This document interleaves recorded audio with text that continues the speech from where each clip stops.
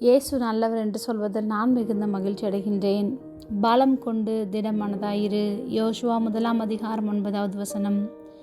நான் உனக்கு கட்டளையிடவில்லையா? பலம் கொண்டு திடமனதாயிரு, திகையாதே, கலங்காதே.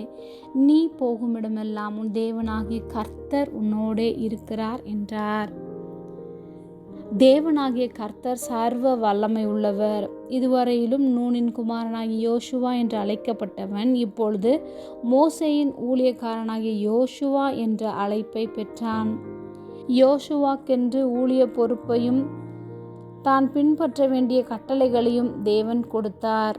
மோசே உயிரோடு இருந்த காலத்தில் இஸ்ரவேல் புத்திரர் மோசேக்கு விரோதமாக எதிர்த்து நின்றார்கள்.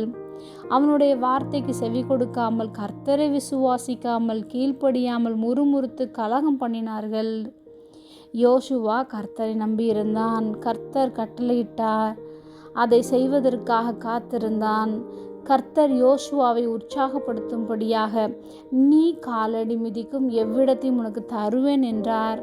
நீ உயிரோடு இருக்கும் மட்டும் ஒருவனும் உனக்கு முன்பாக எதிர்த்து நிற்பதில்லை என்றும் வாக்குரைத்தார்.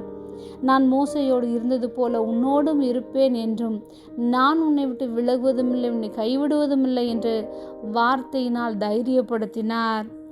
தேவனுடைய பலத்தில் சார்ந்திருக்கும்படி செய்தார். தைரியமாக எல்லாவற்றையும் செய்ய யோசுவாவை உற்சாகப்படுத்தினார், பலப்படுத்தினார். அதே தேவன்தான் இன்று நீங்கள் போகும் இடமெல்லாம் உங்களோடு கூட இருந்து உங்களை விட்டு விலகாமலும் கைவிடாமலும் இருப்பார். எனவே உங்களுடைய பலவீனமான சூழ்நிலைகளும் நீங்கள் பலம் கொண்டு திடமனதாய் இருங்கள். எதை குறித்தும் திகையாதீர்கள், கலங்காதீர்கள். தேவனாகிய கர்த்தர் உங்களோடு கூட இருக்கிறார். உங்களுடைய காரியங்கள் யாவும் மாறுதலாய் முடியும்.